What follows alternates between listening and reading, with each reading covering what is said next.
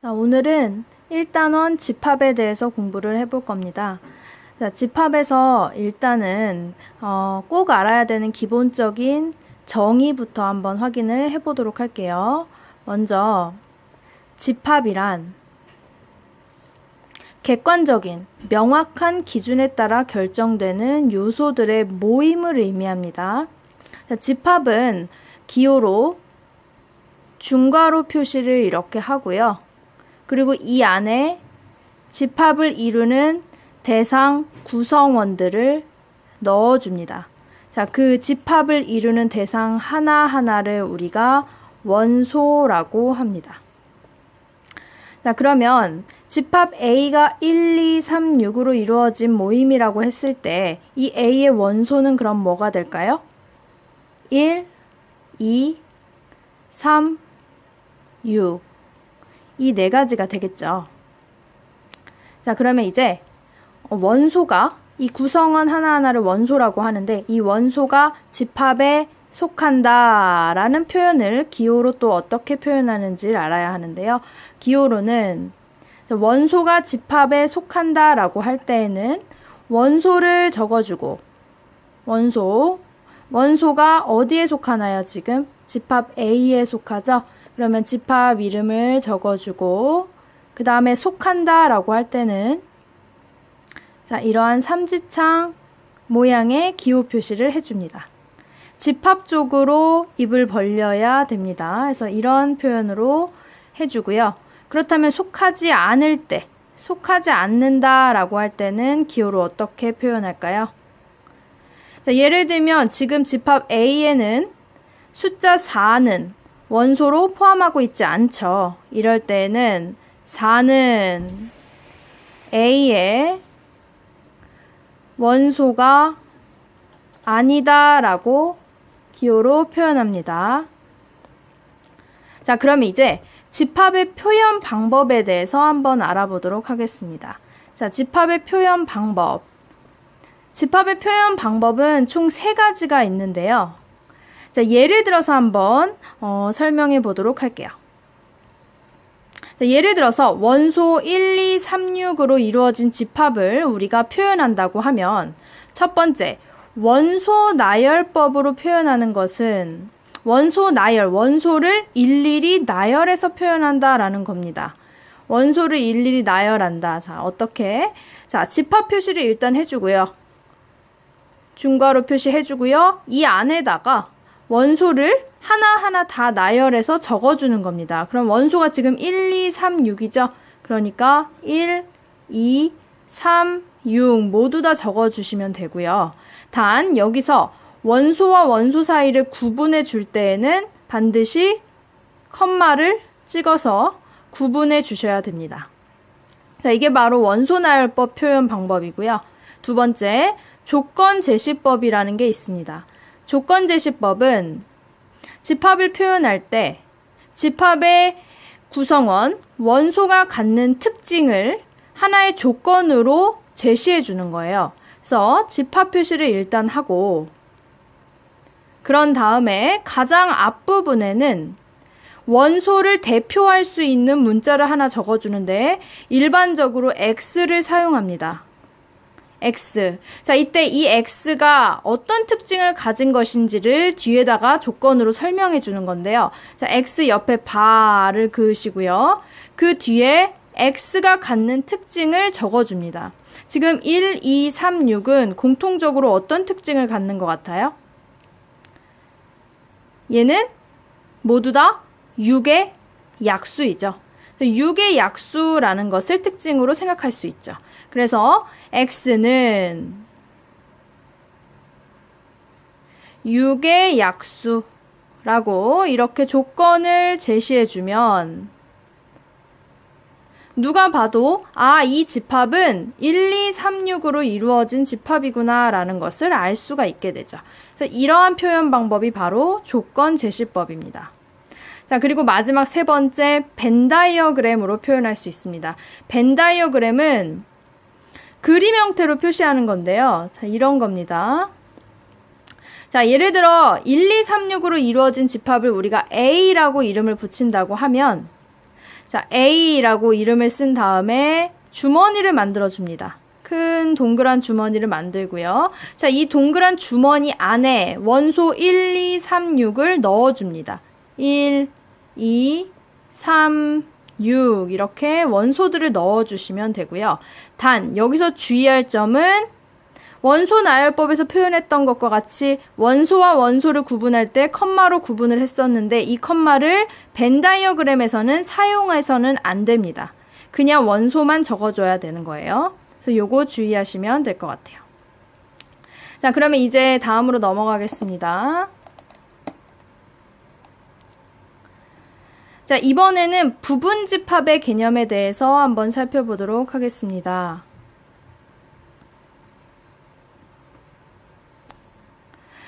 자, 두 집합 A, B가 있다고 했을 때 A의 모든 원소가 B에 속할 때, A의 모든 원소가 B에 들어있을 때, 이때 우리는 A를 B의 부분집합이다 라고 얘기합니다. 자, 예를 들어서 한번 보겠습니다. A라는 집합이 1과 3으로 이루어진 집합이고 B는 1, 2, 3, 6으로 이루어졌다고 합시다. 그러면 지금 A 안에 있는 1과 3이 모두 다 B 안에 속해 있죠. 여기에 1 있고 여기 3 있잖아요.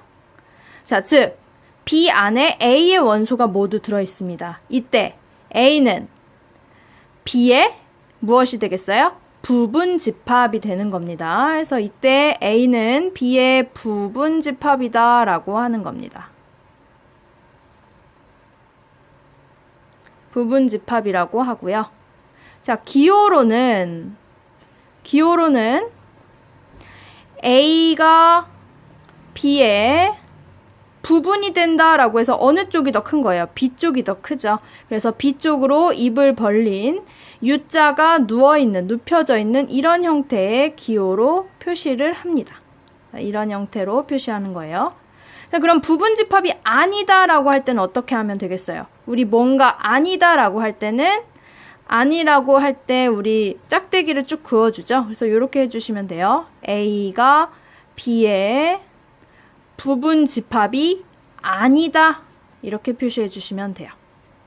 자, 그럼 연습으로 한번 문제를 하나 풀어볼게요. 자, 지금 A는 1, 2, 3으로 이루어진 집합입니다. 이것의 부분집합을 모두 구하래요. 부분집합이 되려면 A 안에 있는 원소들을 가지고 있는 집합들이어야 되는 거죠. 그래서 어떤 것이 있을 수 있겠어요? 일단 1 하나만 들어있는 요런 집합도 부분집합이 되겠죠. 또 2 하나만 들어있는 것도 부분집합이고 3 하나만 들어있는 것도 부분집합이 되겠죠. 또 어떤 것들이 있을 수 있나요? 원소 2개 들어있는 것도 있겠죠. 1하고 2, 또 2하고 3, 1, 3으로 이루어진 거. 그리고 자, 지금 2개짜리는 다 한 것 같아요. 자, 뭐가 남았나요? 그렇죠. 자기 자신도 부분집합이 될 수 있습니다. 그래서 1, 2, 3을 가지는 요 집합이 될 수 있고요. 자, 여기서 부분집합 중에 반드시 꼭 들어가야 될 거 있습니다. 주의하셔야 돼요. 공집합이라는 게 있죠. 공집합은 원소가 하나도 없는 집합을 말하죠. 이 공집합은 항상 모든 집합의 부분집합이 됩니다. 그래서 부분집합을 구할 때는 반드시 공집합을 항상 생각해 주셔야 돼요. 자, 그러면 이제 부분집합의 개수를 구하는 것에 대해서 한번 생각해 볼게요. 부분집합의 개수. 자, 부분집합의 개수를 구하는 식이 있습니다. 그래서 요 식만 알고 있으면 부분집합의 개수를 쉽게 구할 수가 있어요.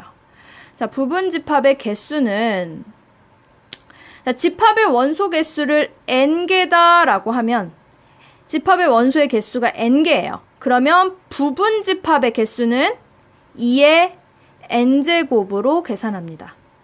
그럼 연습을 한번 해볼게요.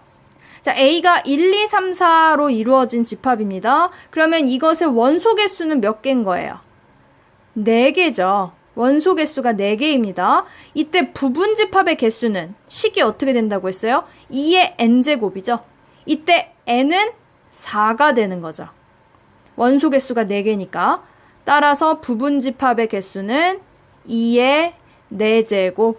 따라서 얼마? 16. 16개가 되는 겁니다.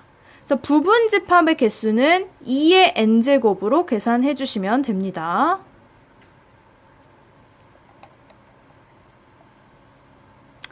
자, 그러면 이제 집합의 여러 가지 종류에 대해서 공부를 하고 거기까지 하고 우리가 이제 마치려고 하는데요. 자, 집합의 종류들을 한번 볼게요. 자, 우선은 가장 기초적으로 전체 집합이 무엇인지 알아야 되는데요. 전체 집합은 그야말로 가장 베이스가 되는, 기초가 되는 전체를 말하는 겁니다. 자, 우리가 어떤 것을 기준으로 어느 바탕 위에서 집합의 연산을 할 것인가 혹은 계산을 할 것인가 생각할 때 이 전체 집합이 가장 베이스가 되는 겁니다. 전체 집합은 무조건 대문자 U를 사용합니다. 전체 집합은 대문자 U를 주로 사용합니다. 그래서 문제에서 볼 때 U는 하고 주어지면 이게 전체 집합이구나. 우리는 이 안에서만 생각하면 되는구나 라고 우리가 판단하시면 됩니다. 전체 집합은 U로 우리가 약속하기로 합니다. 다음 두 번째, 교집합이라는 게 있는데요. 교집합은 두 집합 A, B가 있으면 A에 속하면서 동시에 B에도 속하는 원소들로 이루어진 집합을 말합니다. 이것을 우리가 A와 B의 교집합이라고 합니다. 교집합. 기호로는 A에도 들어있고 B에도 들어있는 거죠. 그래서 A랑 B를 써준 다음에 A에도 있고 B에도 있는 원소를 콕 집었어. 다 모아놨어. 둘 다 동시에 들어있는 것만 여기에다 모아놨어. 이런 식으로 해서 U자를 거꾸로 해놓은 이런 모양으로 기호 표시를 해주고요. 자, 이것을 벤 다이어그램을 어떻게 표현할까요? 자, 벤 다이어그램으로는 자, A라는 집합이 하나 있고 B라는 집합이 이렇게 있으면 자, 여기서 A에 해당하는 것은 노란색으로 칠해볼게요. 자, A에 해당하는 부분이 여기죠. 자, 이게 바로 A고요. 자, 그 다음 B는 초록색으로 해볼게요. B는 이렇게 되겠죠. 그러면 A에도 속하고 B에도 속하는 부분은 어디예요? 노란색과 초록색이 함께 그려진 교차한 이 부분이 되겠죠. 그래서 이 부분을 바로 우리가 A와 B의 교집합이라고 하는 겁니다. 자, 조건 제시법으로는 이렇게 표현합니다. 자, 집합 표시해 주시고요. 그 다음에 대표하는 원소 X로 표시해 주죠. X바 하고 뒤에 이 X라는 놈은 A에도 속하면서 동시에 B에도 속합니다. 그래서 X는 A의 원소이면서 이고 또 X는 동시에 B의 원소이다. 이렇게 표시합니다. 이게 바로 교집합이고요. 자, 그 다음. 자, 합집합에 대해서 알아볼게요. 합집합은 두 집합 A, B에 대하여 A에 속하거나 B에 속하는 모든 원소로 이루어진 집합입니다. 즉, A에 속하는 원소랑 B에 속하는 원소 다 합쳐놓은 집합이에요. 그래서 합집합이라고 얘기하는 거고요. 자, 합집합이라고 하는 거고요. 자, 기호로는 자, A에 있는 거, B에 있는 거 다 합칩니다. 그래서 A도 쓰고 B도 써주신 다음에 두 부분에 있는 원소를 다 한 보울에다가 합친다고 생각하세요. 그래서 U자 모양으로 이렇게 가운데 표시해주고요. 자, 그리고 벤 다이어그램으로 생각을 하면 자, A, B가 있으면 자, A 부분은 자, 여기가 A죠. 자, A랑 B를 다 합친 거, 즉 노란색과 연두색 부분 다 합친 이 부분을 이 전체를 우리가 A, B의 합집합이라고 해주는 거죠.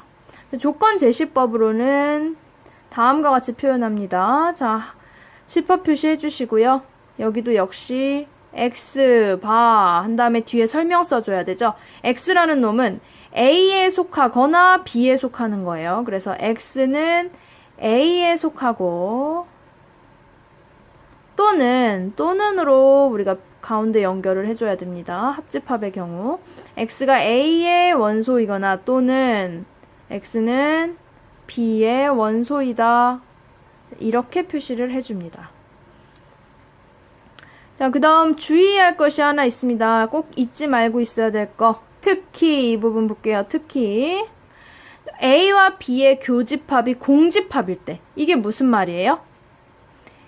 A랑 B에 동시에 들어있는 A에도 들어있고 B에도 들어있는 동시에 들어있는 원소가 하나도 없다는 소리예요. 겹치는 부분이 없는 겁니다. 그럴 때에는 A와 B는 서로소라고 얘기해요. 서로소. 서로 소외되어 있는 거죠. 겹치는 부분이 하나도 없어요. 서로소라고 이야기합니다. 자, 일단 오늘은 교집합, 합집합 부분까지만 공부를 하고요. 다음 시간에 차집합, 여집합, 그리고 문제까지 한번 이어서 풀어보도록 하겠습니다. 수고하셨습니다.